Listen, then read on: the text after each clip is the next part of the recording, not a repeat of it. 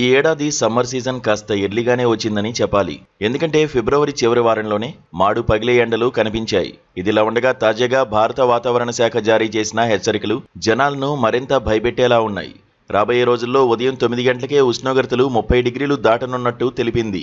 ఇప్పటితో పోల్చుకుంటే రాబోయే రోజుల్లో ఉష్ణోగ్రతలు 2-3 డిగ్రీలు పెరిగే అవకాశముందని పేర్కొంది.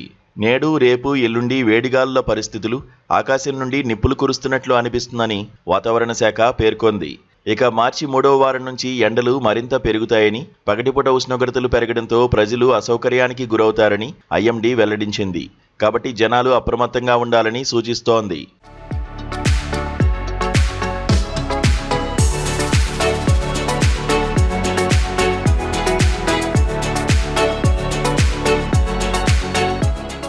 మార్చి చివరి నాటికి దేశంలో 40 డిగ్రీల ఉష్ణోగ్రతలు నమోదయ్యే అవకాశం ఉందని వాతావరణ శాఖ భావిస్తోంది. ఈ నేపథ్యంలోనే 12 రాష్ట్రాలకు హీట్ వేవ్ హెచ్చరికలు జారీ చేసింది. వాటిలో ఢిల్లీ, ఉత్తరప్రదేశ్, పంజాబ్, హర్యానా, తెలంగాణ, మధ్యప్రదేశ్, ఛత్తీస్గఢ్, గుజరాత్, మహారాష్ట్ర, గోవా, పశ్చిమ బెంగాల్, బీహార్ రాష్ట్రాలు ఉన్నాయి.